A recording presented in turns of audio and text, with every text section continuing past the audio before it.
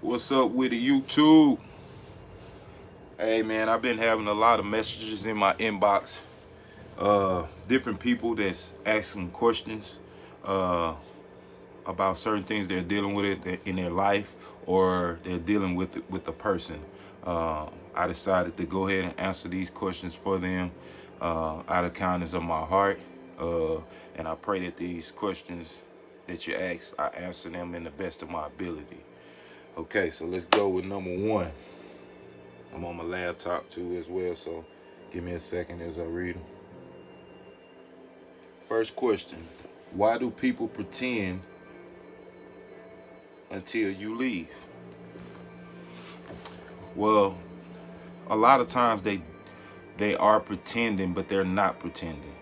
And what I mean about that is, a lot of times people test you. They test to see how far they can go with you, uh, especially if you're trying to be somebody better. They're gonna do things that they don't want you to do without them. As long as you're doing it with them, they will support you 100%. But the moment that you feel that you can do this alone and you go alone, they pretend or hold back what they should be giving you, because there may be a time in that point that as you progress, they may need you, or you may need them to help you go on more. That's why it's important you keep your love circle real tight and never let a rubber band like stretch away from you, because they do break.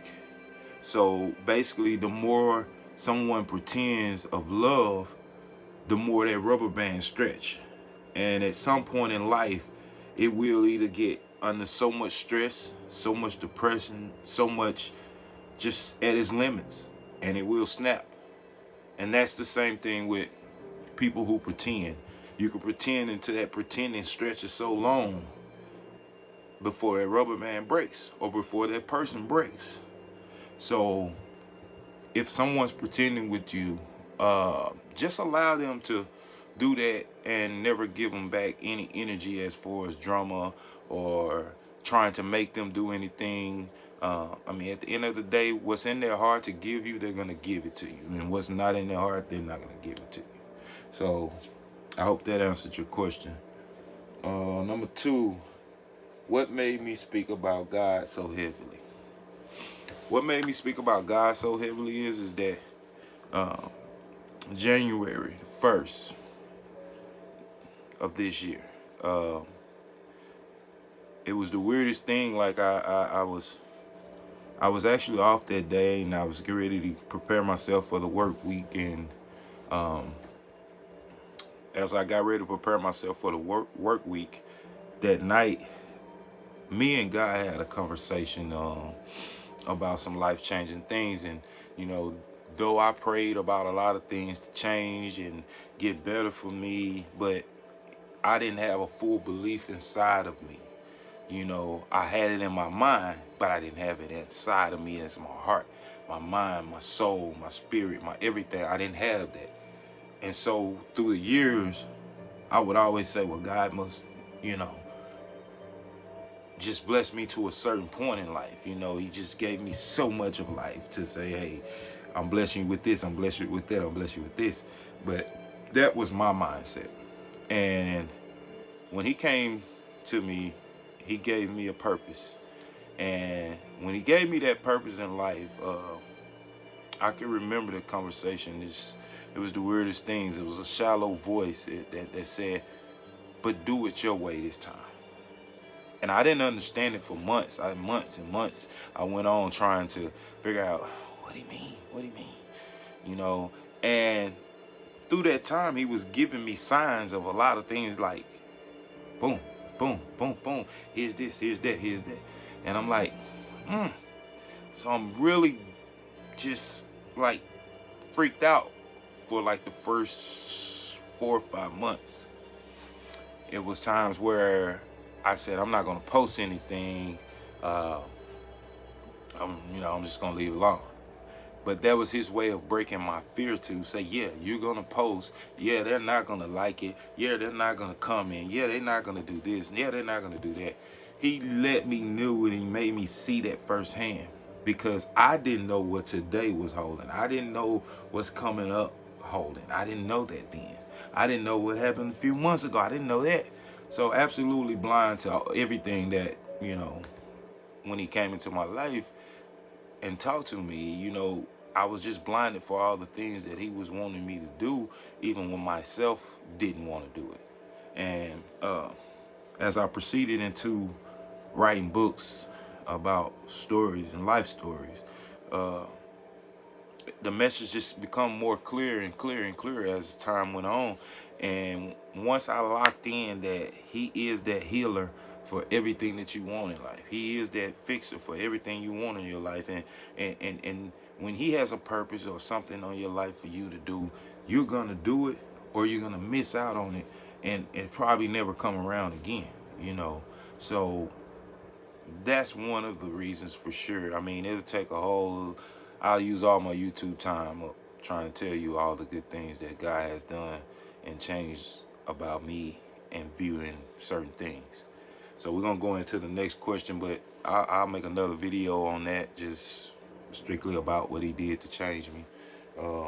Number 3, why do people repeat the same evil things to you?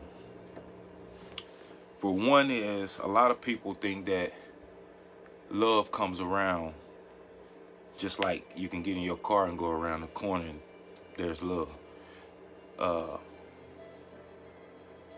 It's a hurtful thing that you have to deal with, but the best thing that you could do is not let that repeatingness continue. Don't let the repeating keep going on.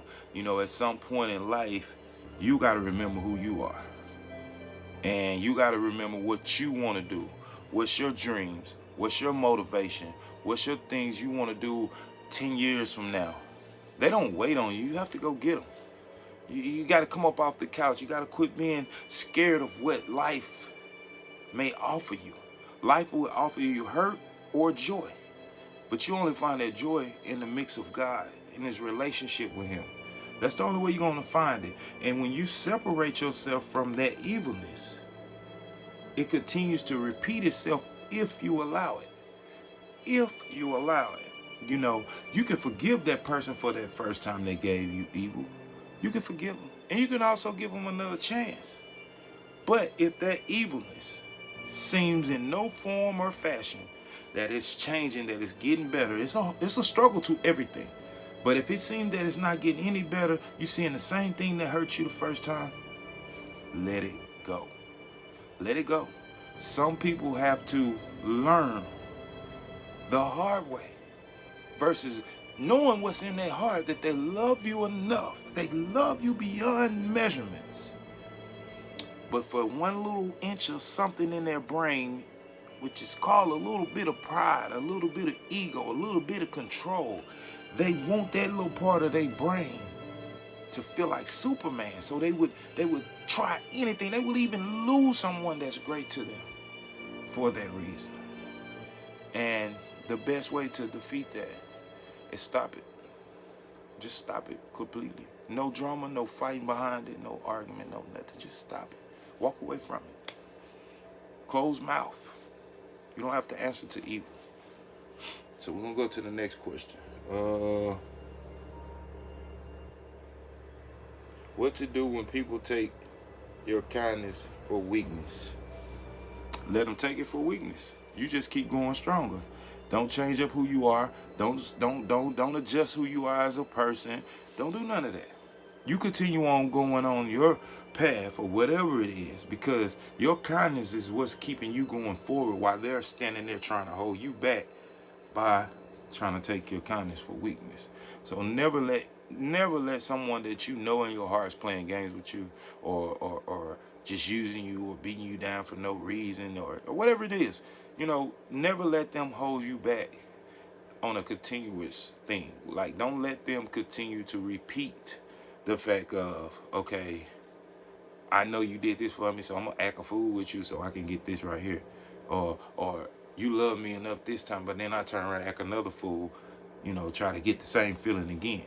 And if you continue that, sometimes over the years or over the time, that that human may get used to that, and that's all they know. That's all they want to do. They may go a month good, they may go a week good, they may go 2 days good, but they'll start some stuff with you just to get you to sucker back up to them.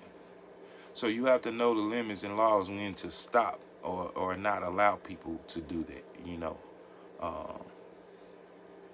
Be strong. Be strong, trust in the Lord, and you'll be good. You'll be good. I promise you. How do you grow from pain? Well, this one will take a long time too, but I'm gonna give it to you the best way to grow from pain. The best way to grow from pain is to accept it first. Accept it first. Talk to God about it, because what don't kill you only makes you stronger. What didn't beat you down to the ground only made you stronger. So at some point you gotta say, I'm strong enough to still stand after the pain. And find something you love, find something you like, find something you can know that you can stay focused on, where pain is sitting in the back. It's not gonna be easy, it's gonna take time. It's gonna take time. But the more positive energy you bring inside of you, the more positive energy comes out of you. And that's always a great thing when you're trying to move forward in life. So just take your time, build yourself back up. You'll make it. Trust in the Lord. He got you. Let's see. How to respond to hate or shade? No response. That's the easiest way to do it. No response. You know, if they throwing shade, if they got something to say, allow that. They have the every right to do it.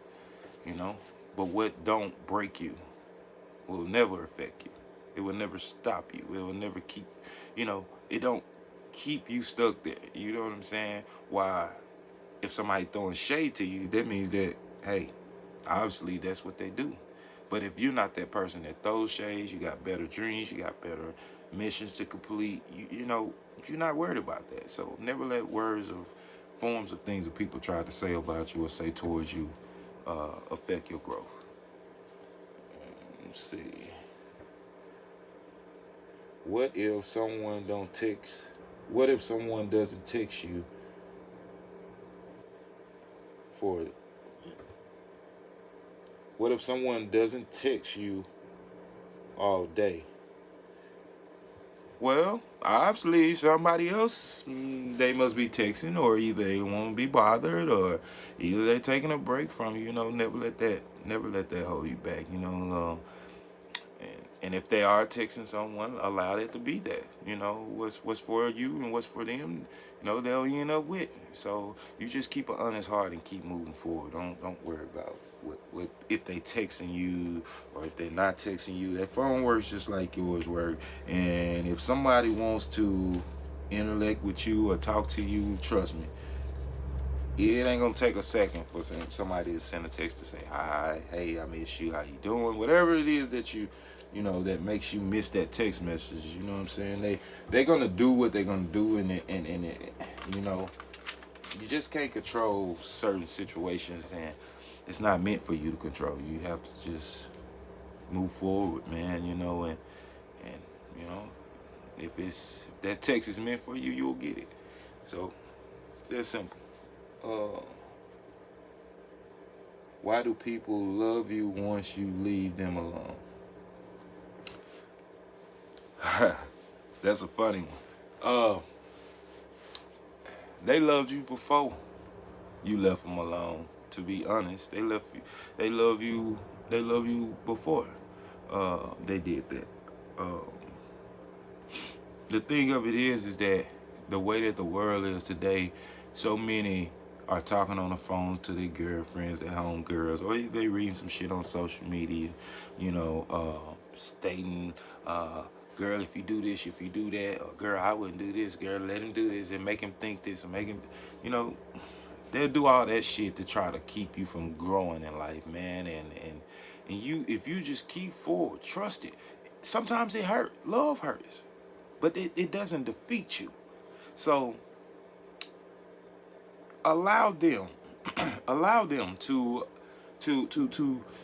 feel exactly like they feel, or treat you just like they feel. And when you're done and you're tired and you're fed up and you know you've done what you could for a person, the best thing for you to do is say, okay, no problemo. Leave with silence. Silence. Silence is your only defense.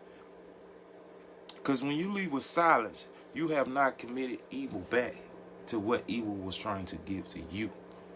So keep it silent. Go to God about it, and whatever heart feeling you got, you use that. You use that. Because love will put you in some places where you feel like, should I go back, or will I be wrong if I don't go back? No, you can go back, but don't put yourself in that same place you was before you left. If you see the same actions from a person, you see the way that they carrying themselves, and if you see that they don't changing anything about themselves, then that means that that's a possibility that person probably is going to do the same thing again.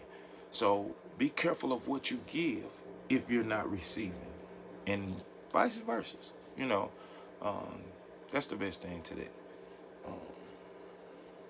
Let's see. How do God play a role in my growth? God plays a role in your growth through many of ways. Number one, you're still here. And just to be a little more technical about it is, God be waiting on y'all. He be waiting on us.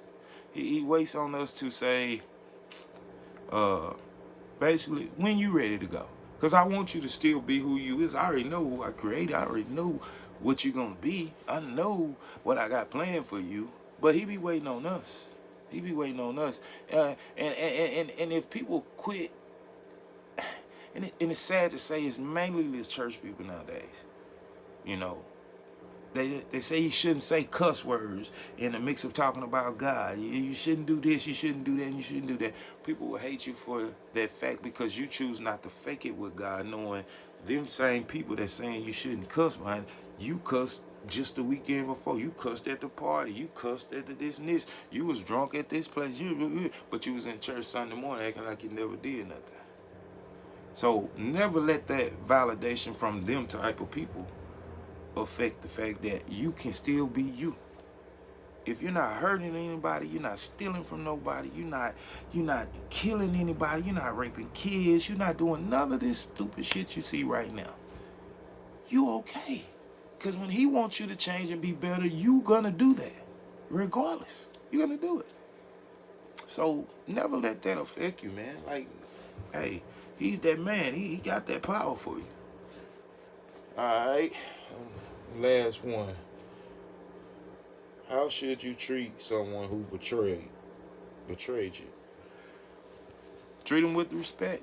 And if they betray you again, never put your hand in there with the wicked. If they, I'm this person. I can give you my advice about it. If you betray me, I don't mean I have to hate you. That don't mean I have to not talk to you or speak to you. That don't mean none of that. But how my perceptions, how I view you is now has changed. It's not the same. It probably would never be the same. You know what I'm saying? But I can't never say never because I don't know. But in my mind and my heart is that I could never give you that love I gave you before you betrayed me. Now I have to be cautious of everything that I allow you to do for me, be around me, whatever it is, I got to be cautious of it, and it's the saddest thing, man. People don't have to betray you. They don't. But if they watching these sadly ass shows, if they watching these old so-called motivated videos or so-called songs that's talking about a person ain't this, a person ain't, they getting motivation from what they hear and what they see. Nobody uses their heart, hardly none, But you knowing damn well you love this person. Think about before you betray a person. Think about before I go do this stupid shit and swallow it. Even if you mad, even if you got fire inside you. Swallow it. Don't allow people or things or situations to burden you where something you may do may cost you for a lifetime. Because you were mad, you was angry. Never let anything make you betray anyone. I love before I betray. And as long as you keep that thought in your head before you even think about betraying somebody, do I love this person before I betray him? And I guarantee you, if you do love that person, you're going to say you love that person and not betray him. Hey, RHT, man. Look out for more of these videos. I'm going to continue with this, man. I got a lot of questions. I'm just not going to read them all right now. But I will be back with more questions and other videos. Man, I've been ignoring this for months and months and months. You know, nowadays, people are scared to ask you questions on an open public site of social media or hell, in person on a lot of things. But definitely social media, people will love you in a hidden group, or they'll love you more, or even say something to you in a hidden group because somebody told them not to say nothing to you. It's just that bad, man. But I see through all that shit. I just ignore it. You know what I'm saying? Because I know who I am. I'm me. And that's all you need. You and God. That's it. So just be you. You know what I'm saying? So by the way, man, put your orders in.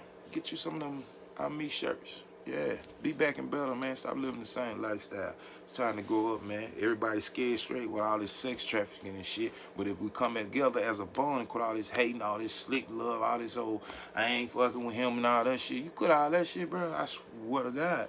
We'll be ready for them motherfuckers when they come. You know what I'm talking about? Because ain't nobody gonna let nobody get hurt. But you motherfuckers ain't gonna learn till this shit hit your ass. Peace.